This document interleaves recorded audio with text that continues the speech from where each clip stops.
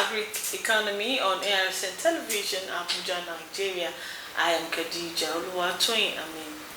Today on Agric Economy, we shall be taking a look at the hike in the prices of food in the markets and how it affects the country's GDP. When we talk of prices, definitely the economy has one or two things to suffer.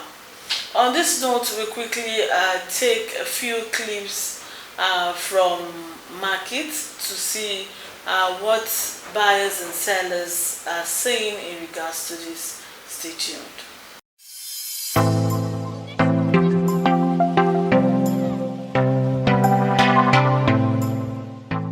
Now everything is cost, because before we can buy a bag of Irish like 50,000, so now we can buy it at like 250,000 a bag of Irish. So each one basket now is 10,000.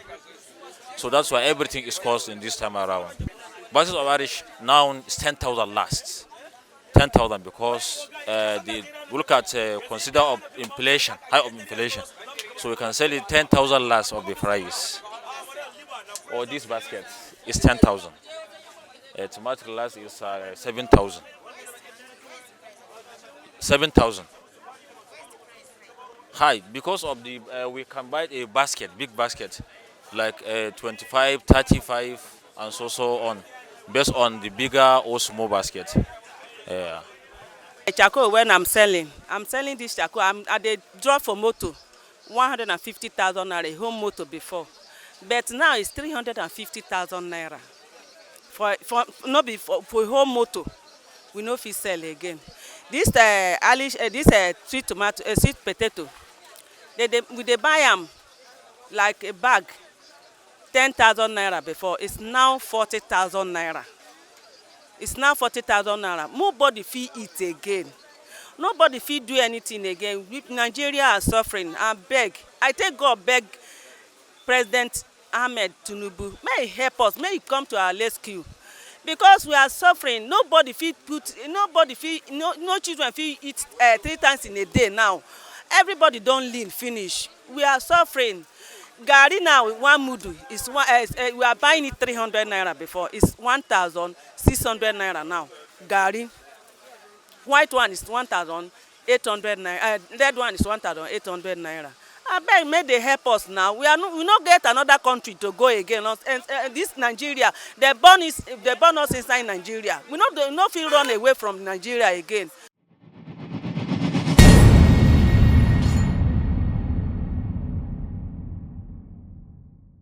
Welcome back. Like I said, the program is Agric Economy, and you know how we do it on the program.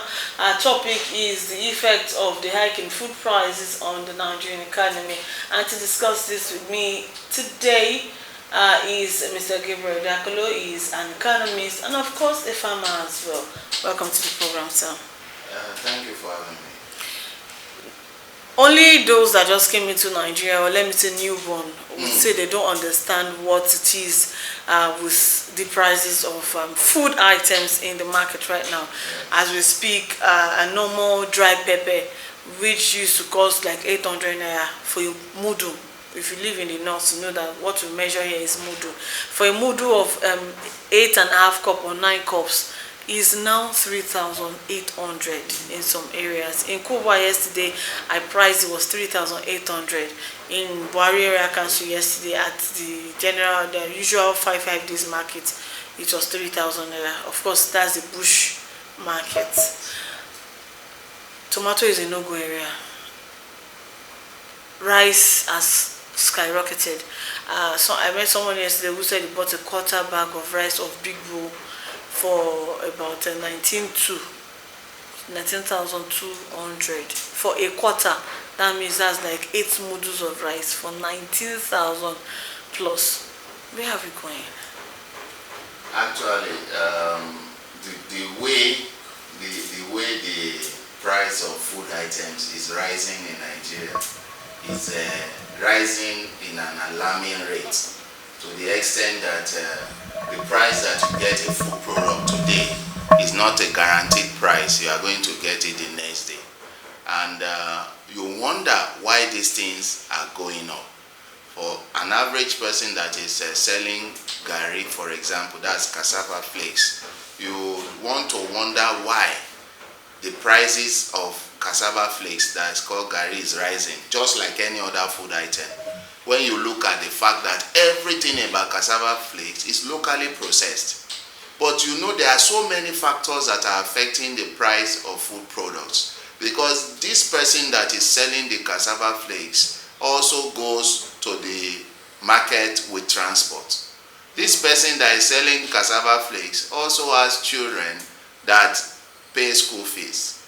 This person that is selling cassava flakes is affected by the general increases of prices of other items apart from food products. So anyone that is selling any kind of product in the market now, whether imported or locally produced, factor all the other costs of being a production person themselves into the price of their products. That's why you will see that someone that is selling a food item that is locally produced from head to toe still continue to increase the price. It's because of the other causative factors that are affecting the market.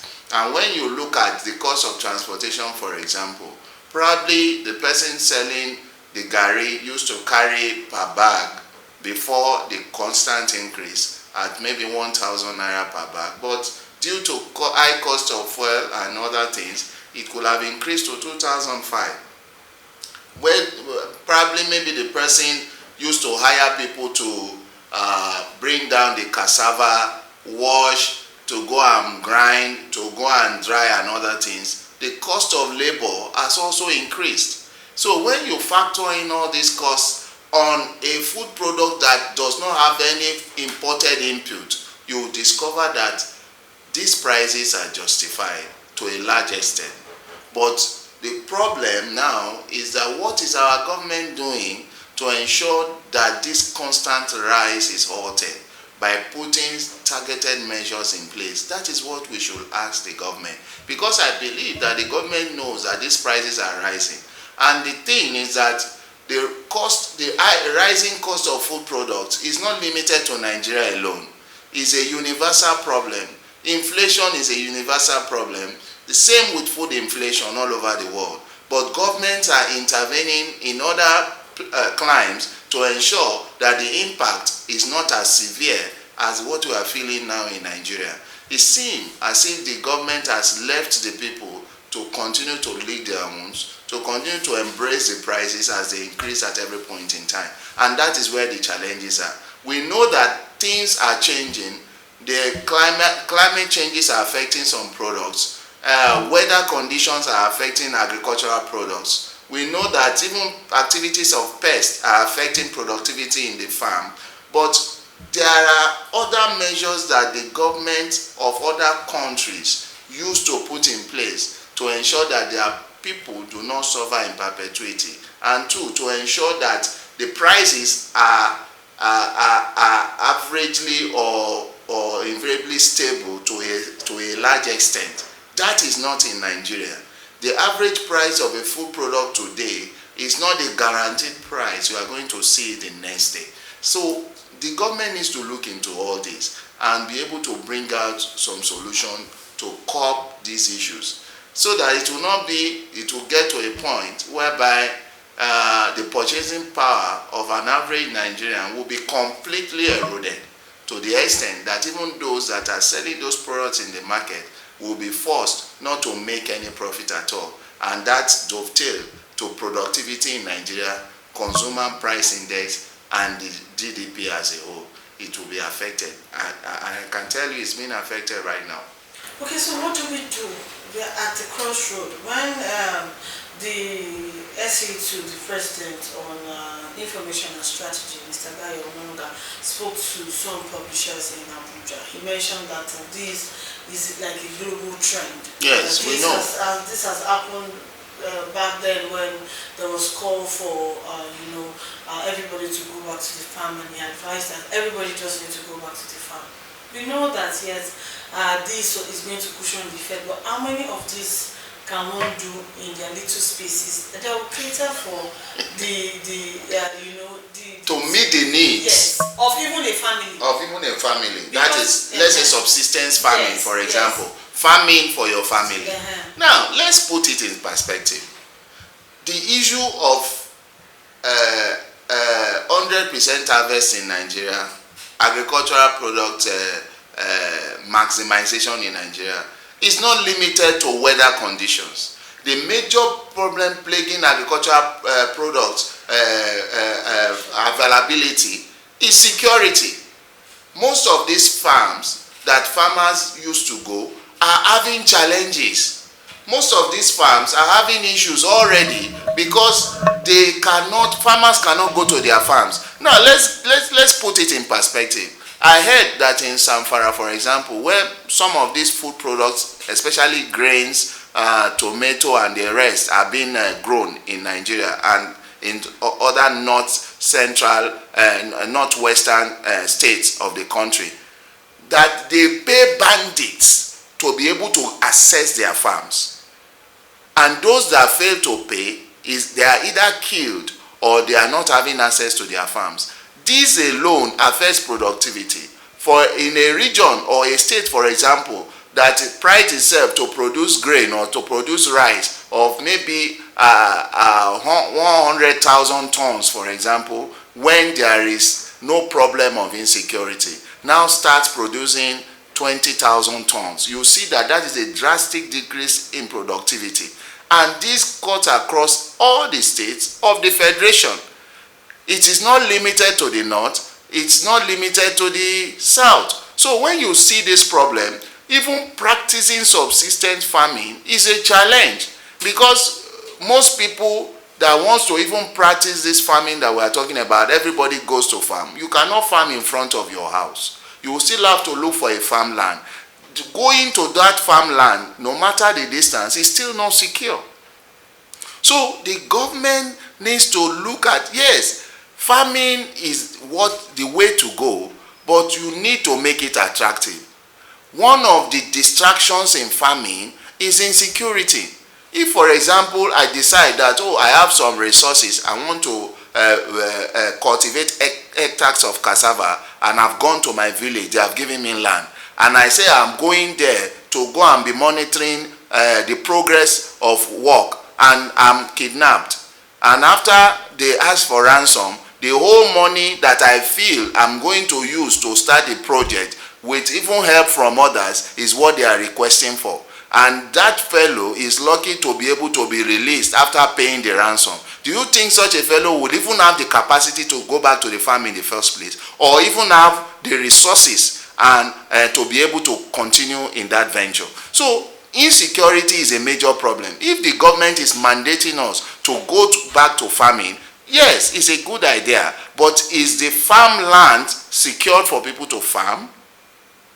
70% of farmland in Nigeria are insecure for people to farm today due to kidnapping activities, Fulani, others crisis, and even others that take advantage of people that goes to the farm.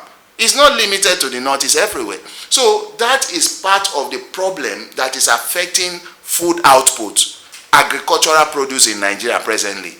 Before we now talk about transportation and logistics, before we now talk of weather conditions that could affect, that could hinder productivity as well, and also pest activities, insects and the rest. So if the government is advocating that we should go back to the farm, then they must make the atmosphere conducive for people to be able to embrace farming. Because the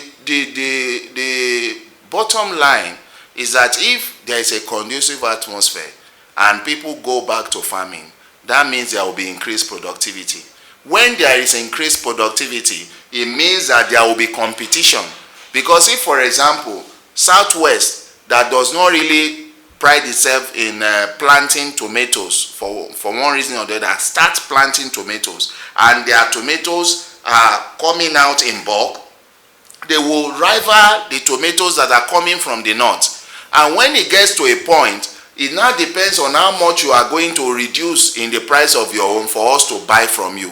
Because it will now be more than enough in the market. And what happens is that when there is enough products, the demand will be limited, because people will buy as much as they can and they will leave the rest. So, but before we get to that, before every zone, we have states like Benue that are the food basket, they are having issues. In fact, that is the central place where we have farmer headers crisis and this issue of insecurity. It's as if someone is targeting the heart of agricultural production in Nigeria, and the government is looking at it and they are political about it. So when we call a state the food basket and that state cannot produce according to how it used to be, shouldn't the government be concerned? When farmers cannot go to their farm or they're having clashes with herders, the government should be concerned, because the effect of what we are seeing now that we can call scarcity of food products is as a result of years of issues that were not properly tackled as regards insecurity and misunderstanding. And that's what is happening everywhere. So the government needs to come up with adequate blueprints and framework to tackle insecurity that is affecting agricultural practice in Nigeria. Because if that does not happen, Nigeria will be condemned to importing even the basic of agri products into the country, and at the end of the day the aim will be defeated, because Nigeria's population is a growing population. There is a limit to what we can import if we do not produce here. So it's a major challenge. Okay, like you said, your mentioning of Benue made me remember a colleague of ours, whom, of course, going to next month now, you begin to see him bring in new yam. Yeah. And I've known him for like a decade and a half. And today I saw him this morning. I said, David, I said, Momsi no do, say, Momsi, make them kill my mama for farm. 10 years now, nobody can. That is this year that they are able to cultivate the farmland that they have that is closer home. That they cannot go into the farm anymore. That because now they are beginning to see the presence of the Nigerian military. And at least to give them security and assurance. So that's why they are going there. It's just this year that they started planting. And I said, so what have you been doing? He said, we buy everything. Virtually everything. Everything. That even he sends tomato from here to his mother, buys fish from here to his mom and everything. So I understand. So what do we do? The problem is here. Government has said so much is being done. At different forums, you see the ministers of defense, ministers of agriculture. In fact, recently the armed forces have begun security of farmlands in areas where, for example, in Benue State and some agricultural states that we know that produce food for the nation, that begin to give security assistance to farmers in the farm, just so that they're able to return with confidence to the farm. Aside this, what should government, what are the standard policies that government needs to do? Yes, aside providing security, which is now coming up, we have seen that this effort is not going to materialize immediately. And that is why you are still seeing scarcity of agricultural products in the market. And that is why the price continues to rise, because of scarcity in some cases and because of the fact of other factors that I mentioned earlier. So the government, apart from curtailing the insecurity that is plaguing agricultural practice in Nigeria, needs to intervene to reduce the pressure that is on the people presently by, the government said that they will bring out strategic grain reserves. Probably it has been brought up, but there is no effect. We have not seen the effect. So the government needs to intervene genuinely in the market. In the market, in the sense that we'll see some states, recording some flashes of brilliance, like we see in Lagos State, where they have subsidized markets that is being subsidized by the state government in all the local governments of Lagos State. Some states are also looking in that direction to be able to serve as a competition for those markets that cannot be controlled. The state and the federal government needs to look into this. It should be a venture. It is not as if we are taking anything of taking food from the market, the people in the market. But we need competition to be able to help those that cannot help themselves. In Lagos State, for example, most of the prices of the food items are sold at a 50% discount, and you will be able to buy something limited, and they go every week, which is a good idea. For those that will be able to buy within that range, they can buy and go home and be able to feed their family. But for those that have more requests, then they can face the market because they have the resources and the appetite to face the market. So the government needs to, because the problem that we are talking about is not everybody that is affected. I tell you, yes, there's challenges, food prices are increasing and everything, but there are some people that do not even feel it because they have the resources. Those that have the resources are continue to patronize the market as high as it is. But we must be able to take care of the desperately poor in the society so that they will not die of hunger. And that is where government intervention comes into play.